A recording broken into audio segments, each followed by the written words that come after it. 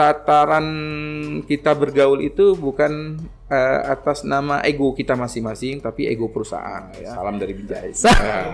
Salam dari Bijaya, Pak. Jadi ada insight-insight baru yang menjadi pertimbangan kita. Kemudian kita menggali lah semuanya sehingga kita bisa mengambil keputusan lebih cepat. Oke. Halo, selamat pagi dan semangat pagi. Pagi. Senang sekali hari ini kita bersamai Pak Rizal Fahmi, GM Telkom Kaltara, yang saat ini sudah bersama kita. Dan saat ini kita di acara e-Talks IndiHome Tarakan Talks. Jadi IndiHome saat ini punya channel podcast ya Pak ya. Kita bicarakan, dan ini pembicara pertamanya nih Pak GM langsung. Suatu kehormatan. Oh, itu suaranya merdu sekali ya kayaknya. Oke, Pak Fahmi, makasih banyak Pak atas waktunya hadir di tengah-tengah kita saat ini. Kita pengen ngobrol-ngobrol banyak nih Pak sama Pak Fahmi ya. Kalau kita lihat kan Pak Fahmi bertugas di Kaltara ini kan sejak bulan Oktober ya Pak ya? September ya. Oh, September ya Mas. Pertengahan September lah, minggu kedua ya. Oke, di tahun 2021 ya Pak ya. Oke, nah sampai bulan Februari ini, tapi kita mungkin juga teman-teman di Telkom sendiri ya Pak, pengen tahu nih sejarah dinasnya Bapak. Pertama kali masuk, Bapak di mana, pindah ke mana? Karena kan kalau di Telkom ini sampai GM itu pasti udah beberapa kali pindah ya Pak. Nah mungkin Bapak bisa ceritakan nggak Pak sama kita? Oke, terima kasih Mas Uki. Pada kesempatan kali ini ya, kita juga mengucapkan syukur ya, alhamdulillah podcast kita, Digital Lab kita sudah eksis ya. Dan kesempatan pertama adalah kehormatan bagi saya untuk tampil di kesempatan perdana dari podcast Telkom Kaltara. Baiklah, menjawab pertanyaan dan dari Mas Uki, saya masuk Telkom itu 97 ya, dari 97. Lebih tepatnya itu April 97, dan penempatan saya itu pertama di bidang sumber daya manusia Telkom Regional 1 Sumatera ya. Dan itu lebih kurang saya 2 tahun di kantor di Free Tirek 1, dan kemudian saya merasa passion saya tidak di kantor regional yang lebih berkutat dalam hal penerbitan kebijakan-kebijakan. Passion saya ada di akselerasi di lapangan, dan beberapa permohonan saya untuk ke operasional, ke Datel waktu itu ya, itu masih tarik ulur. Dan suatu kesempatan saya bisa tahun 2000 tepatnya itu saya bisa ke lapangan di Kandatel Aceh, dan masih tetap di SDM. Dan setelah itu 1 tahun di SDM Human Resource, saya pindah ke finansial, memegang pembendaharaan, akuntansi, dan setelah itu saya juga setelah berapa tahun, 2 tahun juga, itu dipercaya menjadi, waktu itu ada manajer UBPM, unit Billing Payment Management ya, di Kandatel Aceh juga. Jadi saya juga ada di Pekol. Kemudian setelah Pekol ada penyusunan strukturisasi, saya dipercaya sebagai manajer General Support di Kandatel Aceh. Nah, pada tahun 2011 atau 2012 ya, 2012 Juni tepatnya, atau April ya, lebih kurang Mei, itu saya ada strukturisasi dan dipindahkan ke manajer area Medan Langkat sebagai officer logistik support. Nah, tapi nggak terlalu lama, di Februari 2013 ada restrukturisasi Telkom kembali dengan pembentukan Kandatel dan Witel. Dan saat itu Februari 2013 saya dipercaya sebagai Kandatel Melabuh, dan di sini tentunya suatu perjalanan yang luar biasa, karena background saya itu bukan di front teritori ya, lebih banyak di support gitu ya.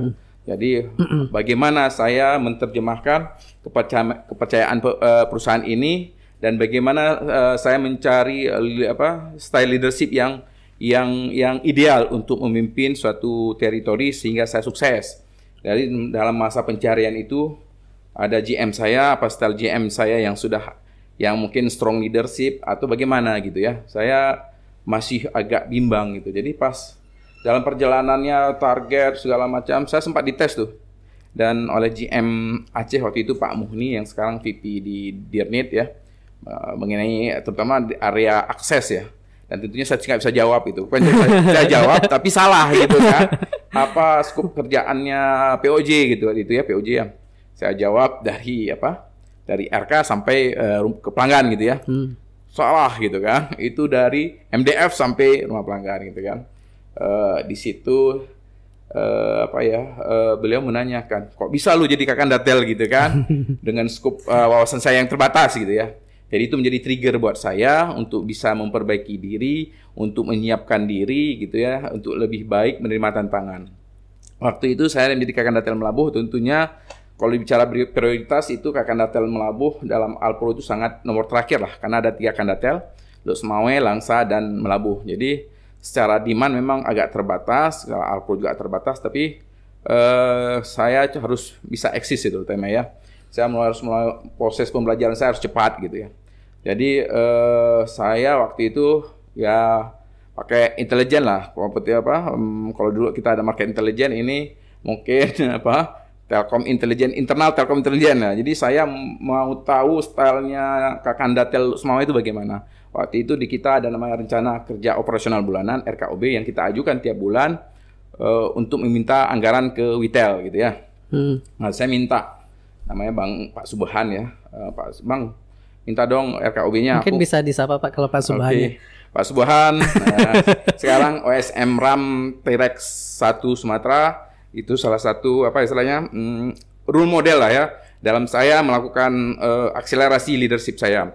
Jadi saya minta RKOB beliau bagaimana apa aktivitinya itu saya baca, kemudian saya diskusikan sama teman-teman dan itu menjadi acuan dan beliau tidak sadar selama 3 bulan gitu ya.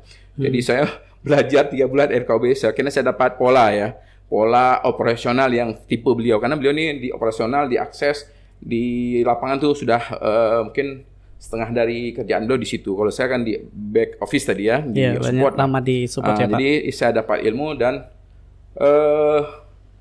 saya tentunya apa yang membedakan saya dengan beliau, tentunya kalau pola kerja mungkin saya memang copy paste ya.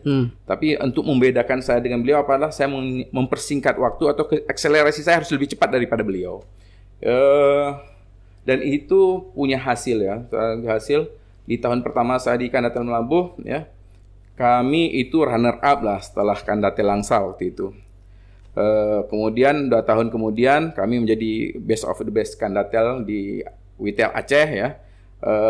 Dan tentunya demand dan Alpro kita terbatas. Dan mungkin rezeki saya waktu itu saya diwarisi leading supply-nya dari teman Biges ya, yaitu kabel FO 12 core untuk setiap instansi pemerintah, itu baik kantor bupati, baik itu Kodim, Polres gitu ya. Kemudian ini yang disupply waktu itu yang canangkan kalau nggak salah itu Pak Awaludin ya, sekarang Direktur Angkasa Pura II. Dan beliau warisan itulah yang saya optimalkan. Saya optimalkan untuk grade pasar, dan waktu itu harga pun sangat variasi ya. Kita karena demand tinggi, supply rendah, kita main pricing yang level tinggi. Tentunya di 2 tahun pertama saya di Kandatel Melabuh, aku kita paling tinggi se-Sumatera. Ya, gitu. Jadi saya kasih tepuk tangan karena kita memang gitu ya. Demand kita banyak, tapi supply kita sedikit. Jadi kita main harga tinggi. Siapa yang berani harga tinggi itu yang kita layani gitu ya. Itu gitu. Jadi kemudian waktu itu agresif kita juga SMK waktu itu nggak salah saya tiap bulan itu ada dana itu sekitar 10 juta. 10 juta. SMK ini apa Pak? SMK ya. SMK sekolah ya, SMK sekolah menengah kejuruan ya, yang memang waktu itu kan menjadi fokus pemerintahan untuk mempercepat SMK ini menyediakan sumber daya yang berkualitas ya. Nah, jadi fasilitas itu dana-dana untuk layanan telekomunikasi itu ada budget 10 juta per bulan. Nah, itu kita layanin itu. Kita minta itu minimal 6 juta. Itu harus masuk kantongnya Telkom, karena 10 juta itu pakai radio mereka selama ini. Pakai radio kan mereka pakai swasta, dan paling layanan itu satu line. Jadi kita coba akuisisi mitra itu untuk kita jadikan langsung ke direct ke Telkom. Memang kita nggak bisa grab full 10 juta, tapi 6 juta dengan layanan 2 gitu ya, kita tarik kabel. Jadi waktu itu memang lebih agile dulu ya, lebih agile kita menyerap pelanggan. Memang SOP COC akses pun waktu itu masih dalam proses pembentukan lah ya. Jadi kita ada ruang untuk bergerak lebih cepat. Nah, di situ yang kita lakukan. Jadi bisa dikatakan, kalau saya bisa mengatakan, saya memang orangnya main cepet-cepetan. Jadi kalau nanti di Kaltara agak satset gitu ya Pak? Iya, jadi kalau di Kaltara saya agak nge-push itu, nah itu memang kebiasaan saya gitu ya. Nah, berarti teman-teman ya, kalau yang di-push cepet-cepet itu sudah stylenya Bapak ya Pak ya? Terima kasih saya gitu juga. Apa yang disampaikan atasan, pasti saya akan menindaklanjuti pada kesalahan pertama. Ya, itu memang itu menunjukkan antusiasme kita ya.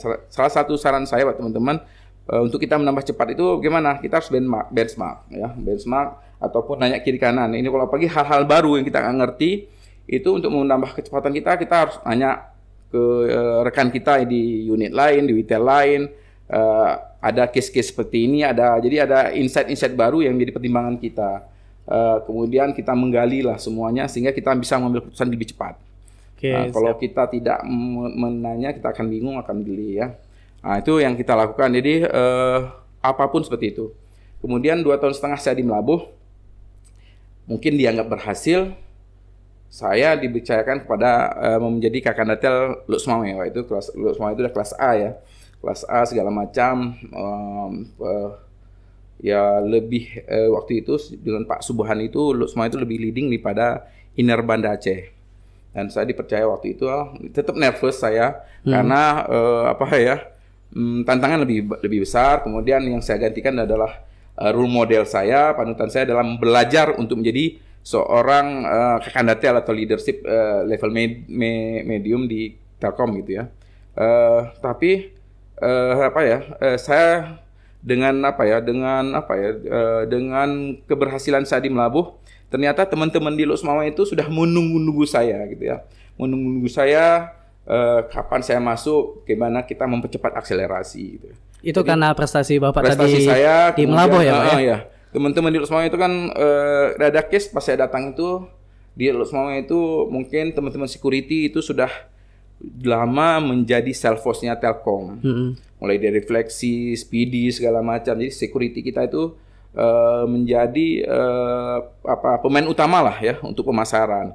Itu speedy mereka juga ikut, PT3 mereka juga kadang-kadang menjadi eksekusinya gitu ya. Jadi multi skill banget security itu. Tapi pada saat Kakandatel sebelumnya itu multi skill ini nggak diperbolehkan, terutama dari teman-teman GSD waktu itu nggak boleh. Teman Satpam harus fokus jaga security. Jadi nggak boleh jualan, nggak boleh jualan gitu kan. Nah, jadi itu ngikutin gitu kan. Nah, itu ya hal yang benar lah itu ya, ikutin. Terus pas saya datang itu saya disambut sama teman-teman security itu, Pak, kami siap bantu Bapak gitu kan, untuk jual gini. Tapi kami punya kendala nih dari GSD gitu kan, nggak boleh jualan. Oh, saya langsung mengatakan jualan itu masalah GSD, tanggung jawab saya gitu ya. Nah, disitulah teman-teman saya bisa mengakselerasi kinerjanya Lux Mawai. Teman-teman security itu sampai sekarang masih itu ya menjadi andalan di Lux Mawai. Mereka bisa jualan ke antar kabupaten lah ya. Bisa mobile gitu ya. Jadi mereka bisa narik PT1, PT2, PT3 itu bisa. Dan saya pernah narik kabel PT1, izin saya itu dari bawah jembatan. Dari bawah jembatan Narik, yang narik itu bukan teman-teman TA, karena teman-teman TA nggak boleh narik seperti itu kan, amburadul gitu ya kan. Narik siapa jadi? Jadi narik teman-teman anak security itu sendiri gitu. Narik, sediakan drop core segala macam, mereka narik Pak. Jadi memang kalau dilihat dari pakem sekarang, SOP sekarang itu jauh-jauh sekali dari standar gitu ya. Tapi kita lebih baik menggrab pelanggan gitu ya, dan kita main inilah benefit cost ratio. Kalau tarik panjang, layanan berapa yang harus kita berikan gitu, tidak. Jadi harus 50 Mbps tinggi gitu ya. Jadi nggak jauh narik, harga sama gitu kan, cost kita pasti lebih tinggi. Jadi teman-teman security inilah yang menjadi tulang punggung saya gitu ya. Jadi itu teknisi taman Bapak ya waktu di Luksumawe kalau kayak gitu, security-nya ya. Jadi lama-lama emang TA itu kan tidak nyaman juga gitu ya. Ya udahlah biar kami tari aja gitu kan. Nyerah juga gitu ya. Daripada tambah nggak spek lagi gitu kan. Jadi mereka mau turun tangan minimal lebih kualitasnya lebih baik gitu kan. Ya yang penting kan teman-teman security udah lahan pekerjaannya ditarik ke sama security soalnya daripada mereka mending dia tarik. Nanti emang pas mereka tarik paling-paling nanti besok ada gangguan gitu kan, 2-3 minggu atau 2 hari itu pasti ada gangguan tuh. Kita ngerjain teman-teman TA ya. TA gitu akhirnya teman-teman TA mau nggak mau harus menerima keberanian saya gitu ya untuk melakukan terobosan yang memang waktu itu belum sangat belum rigid banget lah ya. Sekarang rigid, memang kita bicara untuk customer experience ke depan ya. Dan situ saya di Luksumawe saya menjadi mengantarkan lah ya best of the best Datel se-Sumatera. Ya, waktu itu. Best of the best Datel se-Sumatera. Waktu itu pertama kalinya diadakan forum seperti itu ya. Itu waktu di Luksumawe. Nah, itu cuma saya 11 bulan ya. Kemudian tahun 2015 saya pindah ke Luksumawe, 2016 saya pindah lagi ke Kandatel Binjai. Kandatel Binjai itu hampir 5 tahun lebih. Ya, salam dari Binjai. Salam dari Binjai ya, Pak. Salam dari Binjai. Dan ini lebih ganas lagi kondisinya gitu kan. Itu ganasnya kenapa? Pisang-pisang pada rubuh kan salam dari Binjai. Memang waktu itu kan ada akselerasi untuk meningkatkan market share fiber ya. Provisioning on desk lebih banyak dilakukan gitu ya. Jadi di sistem itu sudah fiber, walaupun di lapangan sebenarnya masih copper gitu ya kan. Jadi kalau kita memigrasikan fiber itu, ya kita nggak tercatat prestasinya, kinerjanya, karena status di sistem dia sudah fiber gitu. Tapi akhirnya kita waktu itu Pak Satyo ya, waktu itu Kadifri, kok belum ada hasil mujal kalau saya di Sumatera pengennya jal gitu ya. Kalau di sini Fahmi aja. Branding ya Pak. Branding baru gitu kan. Jadi seperti itu. Jadi ngobrol ya Pak, saya bilang itu Pak, saya nggak bisa ini. Jadi saya posisi ini cuci piring gitu lah teman-teman tuh. Cuci piring, jadi saya hanya bisa memastikan revenue gitu ya, penambahan revenue. Tapi kalau untuk analis saya mungkin belum Pak, karena memang banyak yang migrasi on desk gitu ya, belum fisiknya belum. Jadi kita PR-nya adalah memigrasikan secara fisik, dan kita menambah berapa revenue dari migrasi fisik itu sekitar 10.000 atau 15.000 atau 25.000 per pelanggan gitu ya, itu cukup lah ya. Dan itu memang growth, alhamdulillah dihitung growth. Kalau growth-nya waktu itu kami masuk 4 besar ya. Masuk 4 besar se-Sumatera di bawah Kandatel yang ada di Witel Aceh. Jadi saya 1, 2, 3 itu pasti Kandatel yang ada di Witel Aceh, dan di Binjai itu nomor 4 dari growth ya. Jadi situ saat itu tahun saya pertama di Binjai. Namun manajemen kan kurang puas juga ya. Mungkin manajemen regional kurang puas karena handicap saya di Binjai itu adalah Datel atau di Witel Medan, yang notabene sebenarnya Witel Medan itu inner, skup operasionalnya inner, dan demand Witel Medan itu banyak di inner kota Medan. Jadi secara kebijakan strategis wajar apabila pembangunan itu banyak di inner Medan dibandingkan yang di pinggiran. Dalam hal ini Datel Binjai ataupun Datel Pekanbaru, Labuk Pakam ya. Labuk Pakam. Nah, jadi menurut saya itu wajar ya, tapi memang di Medan dari evaluasi akselerasi rate PS kita itu agak rendah lah ya, dibandingkan kalau kita pasarkan di area pinggiran gitu ya. Mungkin waktu itu di Inner Medan itu merasa paket data itu masih memadai gitu ya, lebih murah, memadai segala macam. Jadi saya harus fight meyakinkan manajemen untuk mengalokasikan PT3 di Binjai. Sempat Binjai. Waktu itu saya menyampaikan ya waktu itu saking pressure saya untuk bisa berprestasi, tapi dukungan nggak ada, saya mau give up gitu ya, mau minta saya Pak nggak usah di sini deh, kalau nggak ada support gitu ngapain saya di sini gitu kan. Nah, itu ya waktu itu ya. Saking nggak ada support ya Pak waktu itu sama Vital ya. Sampai waktu itu deputinya mempertanyakan komitmen saya di Datel Binjai gitu kan. Dan waktu itu deputinya Pak Muni lagi, mantan GM saya di Aceh. Jal, lu beliau nanya ke saya, ke GM saya waktu itu Pak Sibli, sekarang deputi FVP Marketing 7. Oke. Pak Sibli ini si Rijal Fahmi ini saya konseling apa sampean konseling gitu kan. Dan Pak Sibli tetap saya yang konseling karena dia bawahan saya gitu kan. Namanya Pak Muni orangnya tuh tidak sanggup menunggu gitu ya. Dia telepon saya malam-malam tuh. Ternyata pas beliau telepon itu ada Pak Sibli di sampingnya gitu kan. Jal, ku dengar kau mau minta pindah dari Binjai gitu ya. Ya, saya tahu kan arahnya kemana gitu kan. Ya Pak, kalau masih begini saja, ngapain saya di sini gitu kan? Nggak bisa berbuat apa-apa. Karena aku saya gini. Ya udahlah, beliau nyalahin manajer-manajer yang harusnya support saya gitu, manajer AMO lah ya.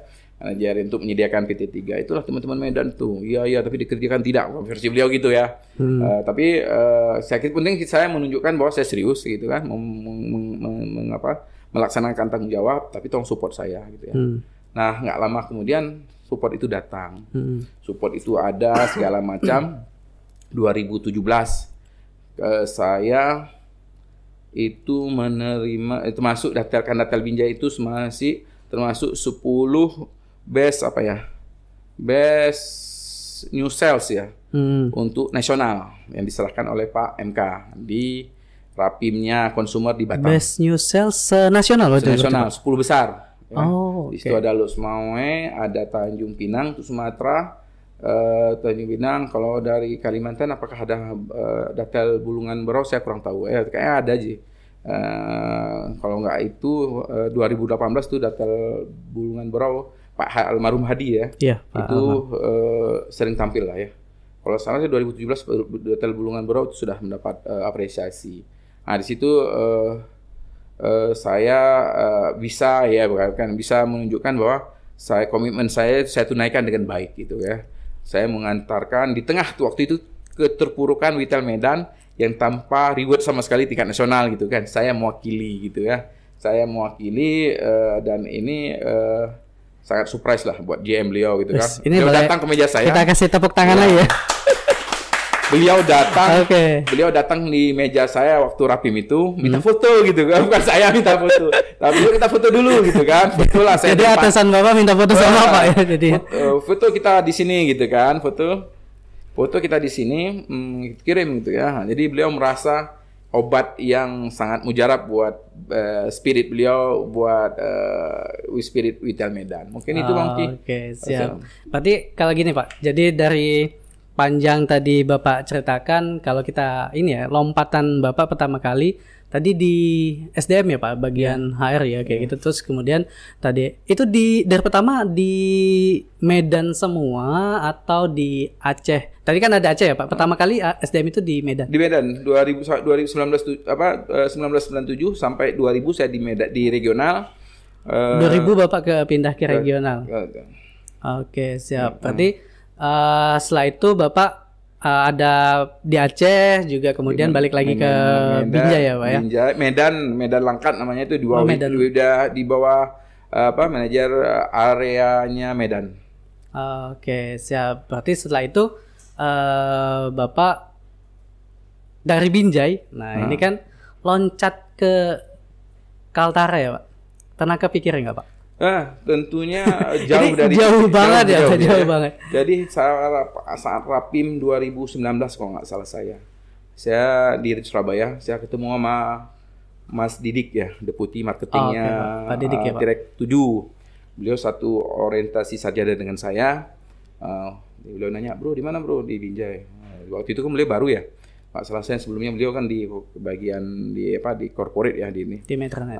Kita sering waktu itu jalan pagi acaranya Bu Ana gitu kan di Surabaya. Beliau nanya gimana Bu cara jualan gitu kan. Saya bilang Mas yang penting Alpro-nya ada gitu ya. Apalagi di Kalimantan nggak ada kompetitor, pasti gampang kalau ada Alpro gitu. Dan beliau ngajak saya waktu itu kan, yuk bro gabung bro ke Kalimantan. Waduh saya bilang makasih lah gitu kan, saya mau disemati aja gitu ya. Secara halus ya Pak. Diajak gabung gitu kan nggak tuh ya. Terus ya saya nolak lah waktu itu ya. Padahal itu kalau saya pikir mungkin itu perjalanan ya, Tuhan yang mengatur segala perjalanan kita. Kalau pikir sebenarnya kalau saya udah join 2019, masa kerja saya di Kalimantan tinggal sedikit gitu kan. Segala masuk list mutasi. Jadi 2019 sudah diajakin. Sudah diajak itu. Kalau salah saya 2019 atau berapa di Desember atau 2000 kan 2 bulan 3 bulan sebelum Covid mulai ya. Itu diajak Mas Didik itu alhamdulillah ya baru ternyata kemarin waktu Rapim di Jogja beliau nanya, "Ini kayak gara-gara ucapan gue lu pindah gitu kan. Nah, seperti itulah, tapi emang itulah kondisinya ya. 2019 Bapak diajakin dan baru pindahnya di 2001 ya Pak ya. Jadi impresi pertama kali Bapak ke Tarakan? Wow. Tadi waktu itu saya tentunya saya ada beberapa kali percobaan fit and proper, isu-isu saya ada promosi gitu kan. Udah sampai tahapan saya ya udah saya settle aja di Sumatera gitu kan, dengan lebih fokus memberikan apa yang saya bisa lakukan gitu ya, nggak memikirkan lagi promosi. Sejak pindahnya masuknya Pak Semli di Sumatera dengan program-program yang progresif dari beliau. Ada program yaitu micro selling beliau kan, micro selling. Jadi beliau minta data jualan mingguan, klaster mana saja yang baru kita prepare gitu ya. Semua data harus mempersiapkan seperti itu. Saya beserta staf saya waktu itu kami di Kandatel Binjai hebatnya itu 2 orang gitu ya. Saya dengan si Rengga anak GPTP 12 apa 12 lah ya. GPTP 12 dengan angkatannya Dimas. Itu berdua bingung nih gimana kita mau mapping micro selling per cluster, karena selama ini kita minta teman-teman itu nggak sampai segitunya gitu kan. Yang penting kalian gamenya game cluster low occupancy, paling paling gitu aja, terserah teman-teman gitu ya. Kemudian opportunity di luar pun banyak gitu ya. Sehingga antara internal capability dengan external capability itu match ya, sehingga menghasilkan kinerja yang luar biasa gitu ya. Nah, itu menjadi istilahnya ya jadi beban sebenarnya ya. Dalam masuk awal udah bagus gitu ya segala macam. Ini kan sangat riskan ya. Jadi lebih bagi saya ya lebih gampang masuk kepada area yang berdarah-darah dan kita bisa memperbaiki menjadi lebih baik gitu ya, dibanding masuk ke daerah yang lebih udah mapan, bagus, susah kelihatan bagusnya gitu kan. Tapi semua pasti ada hikmahnya gitu ya. Ada yang harus kita jalanin yang telah menjadi benefit buat kita ya ke depan gitu ya. Tapi untuk saya sendiri untuk meyakinkan ya kata orang ya, perbuatan baik kita, effort kita yang kita lakukan itu kadang-kadang nggak kita terima pada saat itu saja gitu ya. Bisa saja kita terima itu setelah kita pensiun, itu bisa melalui diri kita, bisa melalui anak, yang kata orang tuh kekalahan energi gitu ya. Perbuatan baik pasti balasannya baik gitu ya.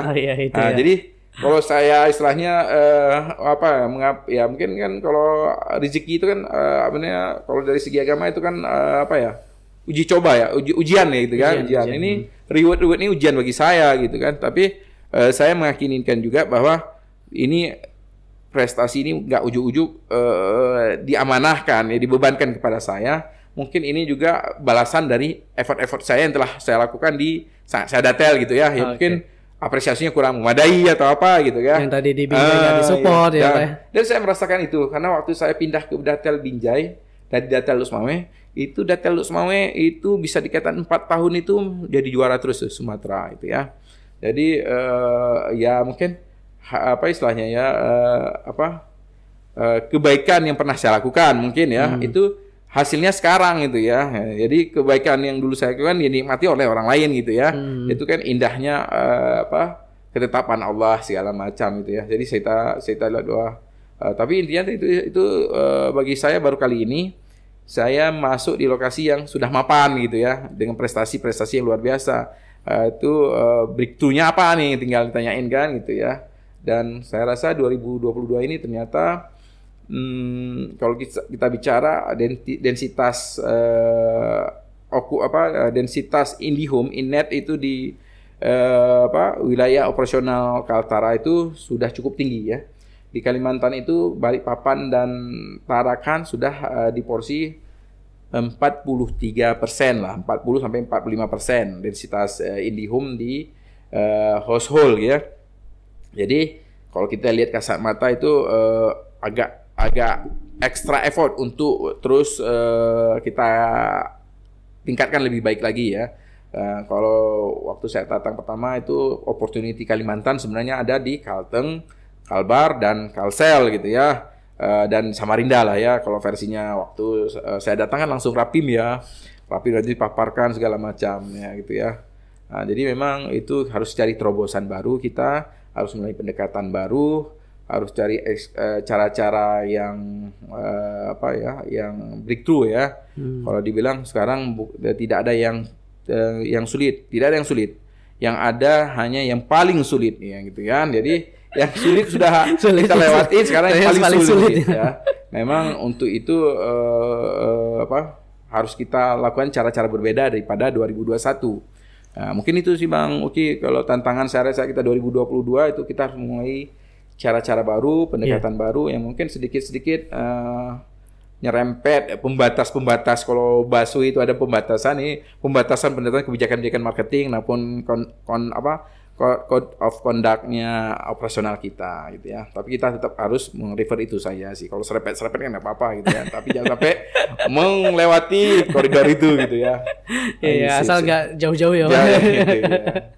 Nah, ini kan tadi dapat nih Pak ya di tahun 2021 Best of the Best Retail Rapim waktu Q3 Bapak di Balikpapan ya waktu itu. Dan kemudian pas akhir tahun 2021 kalau kemarin Bapak peserta, terus Bapak sekarang yang penerima hadiahnya ya. Nah ini kan satu tantangan sendiri. Kemudian ngadepin tahun 2022 nih Pak, gitu ya. Nah yang kita tahu juga, mungkin teman-teman yang ada di Telkom juga tahu sebagian besarnya bahwa Bapak mencanangkan Best Kaltara, dan itu pun ada singkatannya ya Pak kalau nggak salah. Nah Best itu boleh ceritakan nggak nih Pak visi misi Bapak di tahun 2022 ini kita? Sebenarnya kan main program kita Best ini nggak ujuk-ujuk kita deklarkan ya. Pasti ini merefer dari main programnya regional gitu ya. Kemudian main programnya visi dan misinya Telkom gitu ya. Sehingga kita mencanangkan Best ya. Itu best customer experience gitu ya. Karena intinya itulah hilir dari segala aktivitas kita pelanggan kita ya Pak. Ya, karena kalau kemarin Rapinnya Pak Consumer itu ya KPI itu memang jadi acuan, tapi yang lebih utama adalah customer experience yang harus dirasakan pelanggan. Ini menjadi sustainable Telkom ke depan gitu ya, customer experience. Jadi teman-teman itu harus menyadari porsi kita masing-masing, di scope kita masing-masing, bagaimana ini semua aktivitas kita itu memberi dampak ke customer experience. Makanya best itu B pertama adalah best in class customer experience ya, melalui operasional yang excellent. Kemudian kita mencoba E itu enhance, yaitu mengambil opportunity pasar untuk meningkatkan revenue kita ya, revenue dan list kita. Kemudian sedang S itu simplify dan optimizing business process ya. Jadi proses bisnis kita itu harus lebih mudah, lebih simple, lebih sederhana gitu ya, sehingga kita bisa mengoptimalkan opportunity yang ada. Makanya kemarin Pak Teddy juga mengharapkan ada model-model operasi. Nah, model-model operasi inilah penyederhanaan dari proses-proses bisnis ya. Jadi kita terjemahkan seperti itu. Tentunya model operasi ini tentunya bisa kita anggap baik melalui proses-proses inovasi yang kita lakukan gitu ya. Proses inovasi ini kan tidak jangka pendek. Ada tahap 1 gitu ya. Ada prototipe 1, prototipe 2, gitu juga model operasi itu ada segala macam. Jadi konsep-konsep inovasi itu harus menjadi koridor kita dalam menghadapi tantangan dengan proses penyederhanaan bisnis proses ataupun yang lebih mudah kita anggap itu model operasi ya. Kemudian T-nya itu adalah tim ya, tim. Jadi soliditas tim dan sinergi kita itu menjadi hal utama ya. Karena ini kalau dulu zaman Telkom itu ada namanya solid ya, atau solidity ya. Jadi ini modal utama sih. Kalau sudah solid ya, apapun bisa kita kerjakan bersama ya. Tantangan sebesar apapun masih harus bisa kita lakukan. Kaltara ini tentunya bagi saya punya geografis yang luar biasa ya. Kita moda transportnya beragam, ada lengkap ya, udara Pak? Gitu ya, laut, darat gitu ya. Dan tentunya ini stamina, spirit kita tuh jadi tantangan ya, tantangan yang luar biasa gitu ya. Saya kalau dulu di Melabuh ya terutama ya, cakupannya hampir 600 kilo ya, dari Melabuh sampai Subuh Salam. Subuh Salam itu perbatasan dengan Sumatera Utara. Itu hampir 600 kilo gitu ya. Tapi saya bisa tempuh di malam hari gitu ya. Jadi kontrol saya lebih mudah kalau kita pakai darat. Tapi kalau kita di Kalimantan Utara ini kan kita mau moving dari satu lokasi ke lain itu ada hambatan lah. Misalnya kita harus melakukan transport laut, kita nggak bisa malam hari gitu ya. Ada jadwalnya. Ya? Jadi sangat rigid lah kita membuat itu ya. Nggak seperti di waktu saya di sana. Jadi ini memang saya harus menyesuaikan seperti itu ya, menyesuaikan segala macam. Itu tantangannya. Jadi kita berharap dengan base ini kita punya mindset yang sama, apa yang harus kita lakukan ya. Bagaimana kita menerjemahkan ini ya, tantangan kita ya. Dan salah satunya juga ya tadi kayak tadi Kak V bilang kalau KPI tercapai tapi customer experience tidak tercapai, ya berarti ada something wrong sama kita gitu ya. Jadi idealnya KPI tercapai, customer experience-nya tercapai. Makanya alhamdulillah B pertama kita itu adalah best customer experience gitu ya. Itu hilir dari segala yang kita lakukan gitu loh ya. Itu ya. Mungkin itu Mas Uki. Oke, siap. Mungkin udah banyak banget nanti yang nonton silakan mencerna lagi ya Bang ya. Yang tadi Bang Fahmi sampaikan terkait, kita udah bahas awal dinasnya Bang Fahmi tadi dari Medan, kemudian gak nyangka bakalan ke Kalimantan, lebih utara lagi nih Bang utara, ya. Provinsi yang paling baru di Kalimantan Utara. Jadi memang tantangan. Nah, mungkin kita agak cairkan suasana ya Bang ya. Yes. Kita siapkan nih beberapa pertanyaan. Ini kita lakukan games sebenarnya Bang. Siap. Jadi games ini untuk untuk menilai aja, untuk tahu Abang lebih dekat. Jadi kita ada gamesnya ini, games jawab cepat. Yes. Jadi kita sebutkan 2 opsi, nanti Bang Fahmi pilih salah satu. Jadi misalkan saya katakan merah atau biru, Bang Fahmi bilang biru misalkan. Oke. Nanti ada sekitar 10 Bang kita siapkan. Banyak tapi juga ya. singkat aja. Jadi nggak terlalu banyak. Ada 10 yang kita mau tanyakan ke Abang lah ya. Jadi nah, boleh? Sudah siap Bang? Siap. Jadi jangan pakai mikir ya Bang. Enggak. Jangan usah pakai mikir. Oh ini siapa?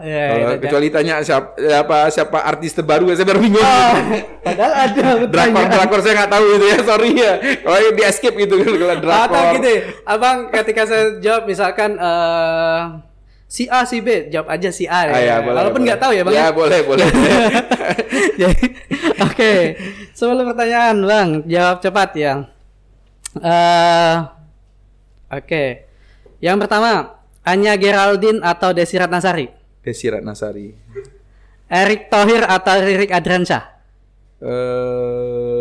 Ini nggak pakai mikir dong. Iya. Karena itu ya Erick Thohir kayaknya. Erick Thohir ya. Oke, IndiHome atau Orbit? IndiHome dong. Kalau jawab Orbit kena ini ya. Oke, Aceh atau Tarakan? Aceh. PS banyak atau gangguan sedikit? PS banyak. Oke. Nanti kita bahas ya. Fortuner apa Pajero? Wow, itu belum pernah sama sekali gitu ya. Tapi Fortuner aja deh. Kalteng apa Kalbar? Kalbar. Naik mobil apa naik kapal? Naik mobil. Durian atau kambing guling? Durian. Renang atau jogging? Renang. Oh, renang. Oke, kita bahas ya Bang. Iya. Tadi sampai mobil juga nggak tahu ini. Rasa nyamannya Fortuner apa Pajero? Tadi kan kita bahas dikit ya Bang ya gamesnya tadi. Tadi Anya Geraldine atau Desi Ratnasari. Pilih Desi Ratnasari. Ini kayaknya memang Abang taunya Desi Ratnasari ya? Enggak, apa tadi? Anya Geraldine itu mungkin kekinian ya. Tapi tahu nggak Abang Anya Geraldine? Dia salah satu endorse terbesar juga ya. Followernya banyak gitu ya. Cuman lebih style sekarang lah. Itu apakah murni stylenya dia atau hanya untuk konsumsi medsos doang kita kan itu ya. Tapi kalau Desi Ratnasari kan packagingnya lebih sederhana ya. Tapi gimmicknya lebih sederhana. Lebih cantik Anya Geraldine sih Bang. Oh iya, itu selera masing-masing sih. Oke, yang pertama itu ya. Jadi cuman pengen tahu aja Abang tahu nggak yang Anya Geraldine-nya karena tadi kalau Desi Ratnasari memang ini ya artis pada zamannya Kalau Desi Ratnasari kalau yang cantik ada yang lebih cantik gitu. Oh, ada yang lebih cantik. Tapi kemudian karena apa ya? Kalau kata orang ini di TV gitu kan. Misalnya kalau zamannya dia juga dia ada lebih wah lagi gitu kan. Oke, siap. Nah, yang kedua nih Bang, tadi kita tanyain Erick Thohir atau Pak Ririk Adriansyah CEO Telkom. Kenapa Bang? Mungkin Erick Thohir lebih sering muncul di media aja ya. Kalau Pak Ririk kan paling-paling nanti momen-momen Telkom tertentu kayak klik kemarin nanti 3 bulan sekali gitu ya.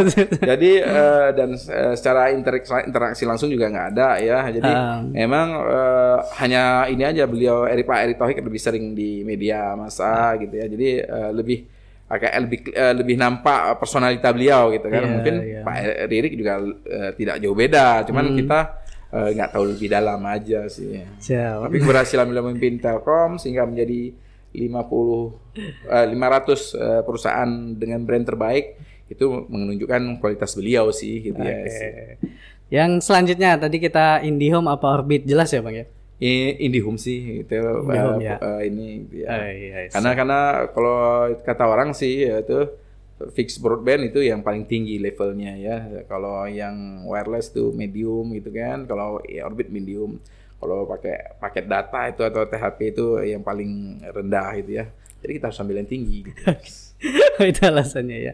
Yang selanjutnya Aceh Tatarkan langsung dijawab Aceh gitu. Gitu kan. ya sejauh bangun terbang kayak gitu ya, masih kembali ke asalnya gitu ya. Tapi memang enak kotanya, enak Aceh. Enggak, hampir sama sih, cuma sama aja. Cuman tentunya udah lama kita tinggal di sana gitu kan. Ada berapa mungkin social responsibility-nya juga lebih banyak di sana gitu kan. Nah, itu aja sih.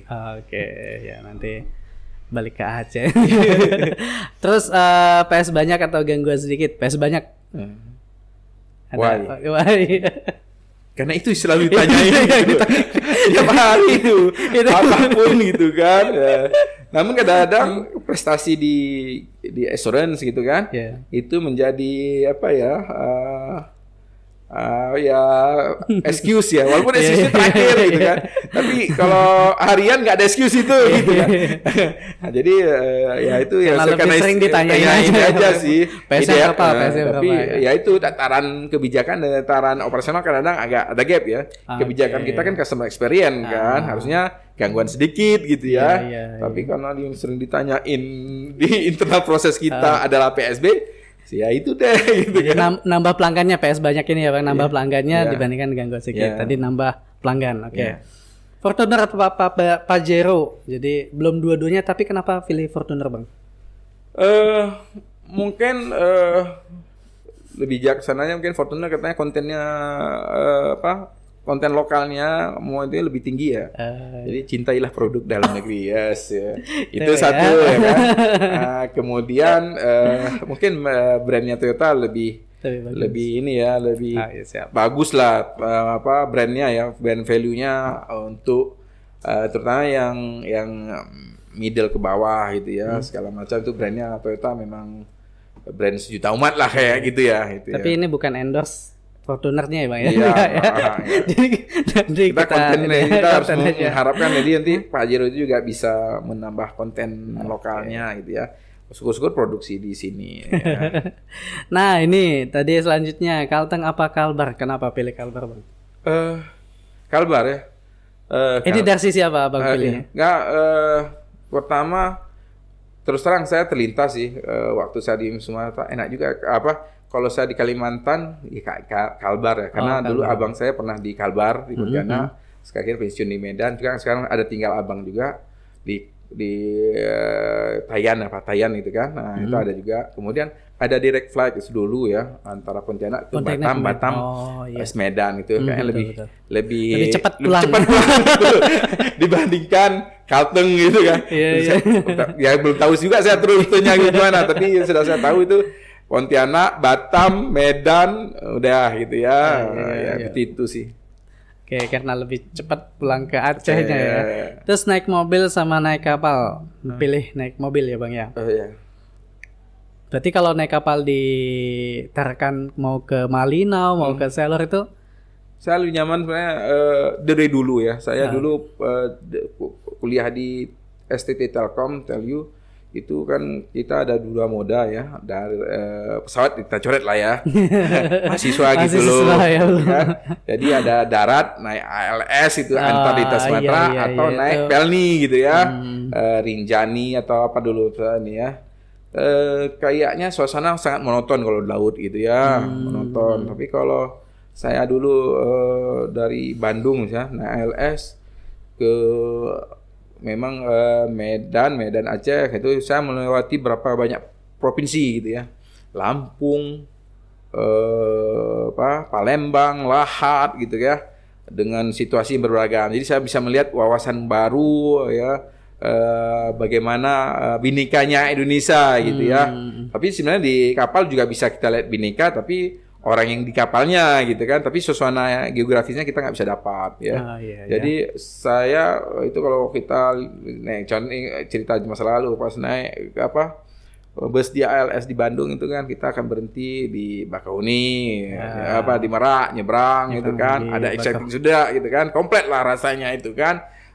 Komplit lah itu ya, pokoknya situ lah kalau itu. Tapi naik ALS naik bus lah ya Pak ya, bus dari Bandung ke Medan apa Aceh Pak? Medan dulu kemudian Aceh ya. Karena dia harus ganti bus di situ lah. Itu berapa lama Bang? 3 hari 2 malam. Dan memang tantangannya itu pas ke kamar mandi gitu kan. Kita harus menyesuaikan ke kamar bersih-bersihnya. Apalagi pas kita istirahat di Lahat Sumatera Selatan. Itu airnya waduh kita harus bilas pakai aqua gitu kan. Pakai air mineral kita bilas gitu ya. Jadi karena di sana agak rawa-rawa airnya kurang bersih. Tapi udah kalau masuk Sumatera Barat itu bersih, nyaman, indah gitu kan. Nanti masuk lagi ke Padang Sidempuan, keruh lagi airnya gitu sebagian. Di Sidempuannya bersih gitu ya. Jadi dapat sih nyamannya gitu ya. Daripada di kapal juga kita wanti-wanti barang kita taruh misalnya di kelas 4 gitu ya. Di kelas 4 itu kan kita nggak bisa, harus ada yang ngetem jaga barang gitu kan. Kelas ekonomi itu ya. Kelas 4 sih ada kuncinya masing-masing ya. Cuman agak boring aja sih gitu ya. Oke, siap. Terus selanjutnya durian atau kambing guling, pilih durian ya Bang? Lebih suka durian Abang? Sebenarnya karena kambing guling sih. Kambing guling. Kambing aja banyak persen di kambing gitu kan. Karena kambing guling saya karena di Aceh itu namanya kari kambing gitu kan. Kalau ditanya kari kambing apa durian, saya pilih kari kambing gitu kan. Tapi karena ya itu aja, karena tadi kambing guling dengan durian. Kayaknya taste-nya agak beda. Kalau durian mungkin ya itu lebih ekstrim lah ya dibandingkan guling kambing. Tapi kalau kari dipilih oke gitu kan. Tapi ini dipilih durian tadi karena Abang suka duriannya atau? Saya kambing juga suka, tapi di kari gitu kan. Kemarin pas malam kita acara kemarin nggak ngotot banget saya ada kambing guling gitu kan. Nggak ada karinya ya Bang? Nggak terlalu. Tapi kalau kari kambing apalagi khas Aceh gitu ya. Oke. Itu jadi kemarin saya makan kambing di mana lupa. Tempat akikahnya siapa tadi? Yogi ya, itu agak suka saya kalau ada kuah-kuahnya itu ya. Agak suka sih. Lebih suka lah dibandingkan yang kering kayak ini ya. Nanti next kita pesen canai kuah kari kambing. Nah, itu lebih top.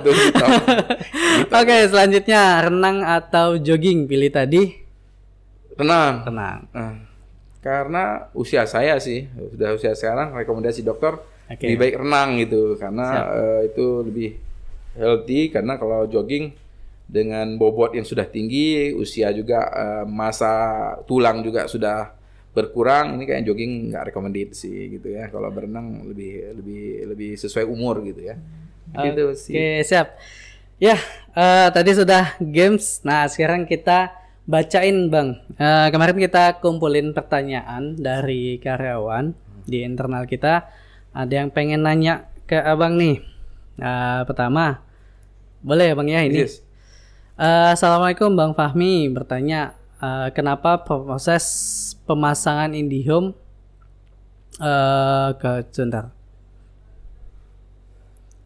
kenapa sekarang Telkom ada deposit 550 ya Bang, kita biaya pemasangannya, bukan deposit ya kalau nggak salah, biaya registrasi. Biaya PSB. Biaya PSB-nya sekarang jadi 550. Apakah tidak takut dengan pesaing yang akan masuk di Kaltara karena masalah harga? Nah, paling itu. Memang bagi sebagian masyarakat pricing ini sensitif ya. Namun secara kalau orang bilang ini ada rupa, ada harga gitu ya. Jadi IndiHome itu produk yang sangat-sangat powerful lah ya dibandingkan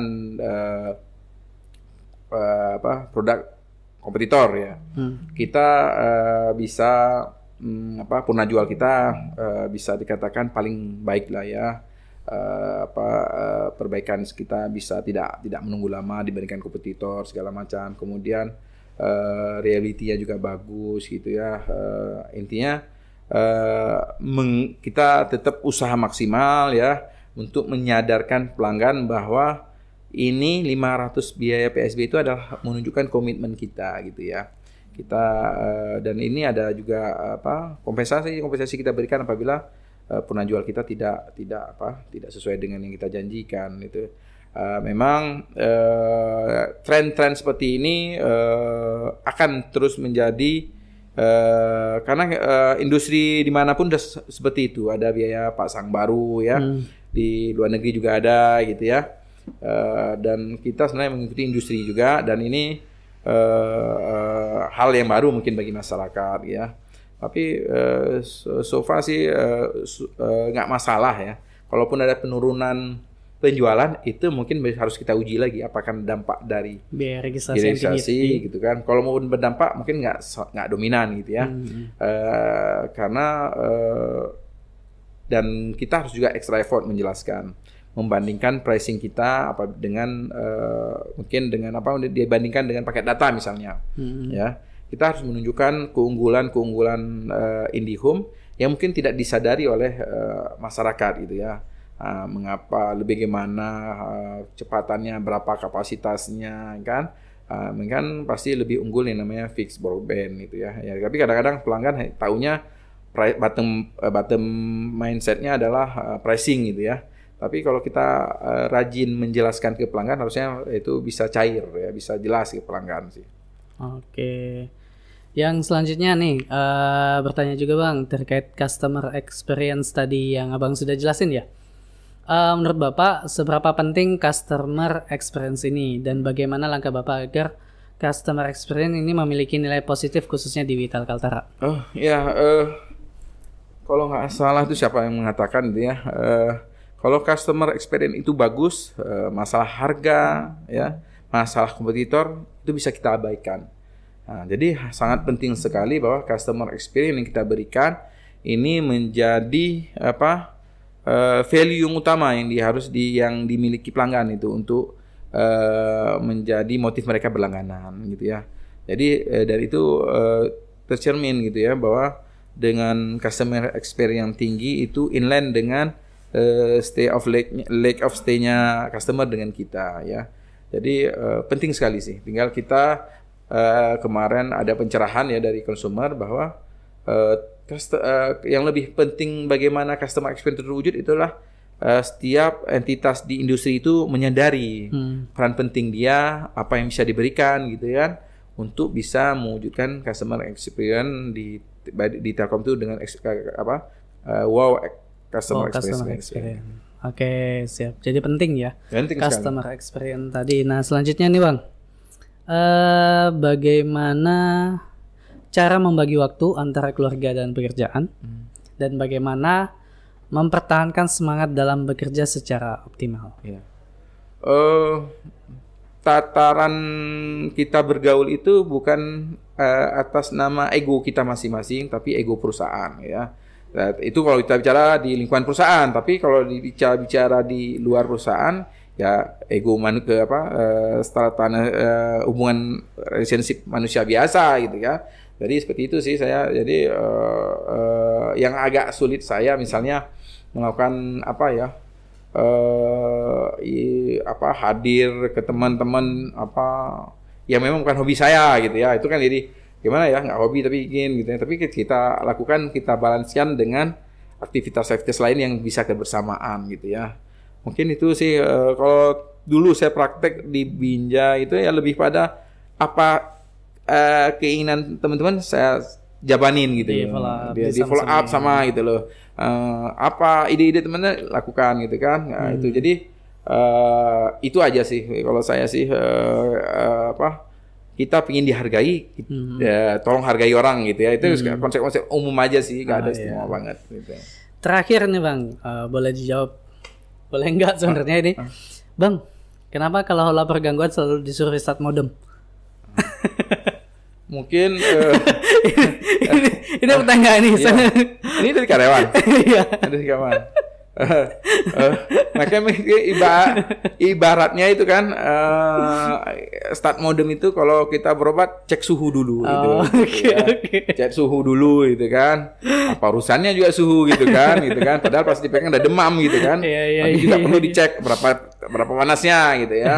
Nah, itu kalau saya sih analoginya seperti itu aja. Jadi sudah overheating ya, jadi harus di restart lagi gitu kan. Apa sebenarnya gitu kan. Jadi posisinya seperti itu sih. Gitu. Oke, soalnya banyak banget juga sih sebenarnya yang nanyain kenapa ya IndiHome itu kalau lapor gangguan kita restart gitu. Ya mungkin salah satu faktornya itu. Ya itu kalau kita karena mengapa? Memang dari evaluasi kemarin dari DSO mengatakan memang healthy ONT kita itu salah satu faktor utama. Namanya healthy berarti udah berapa lama itu dipakai gitu ya.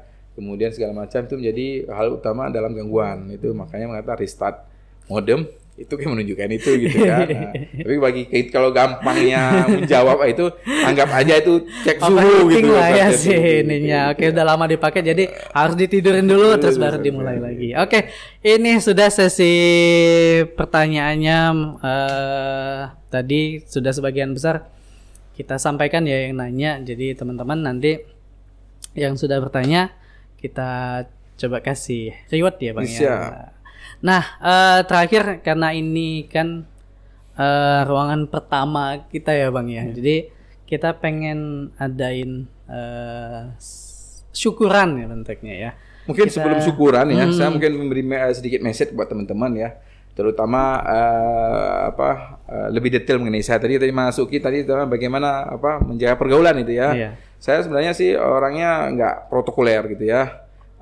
Nggak banyak basa-basi gitu ya.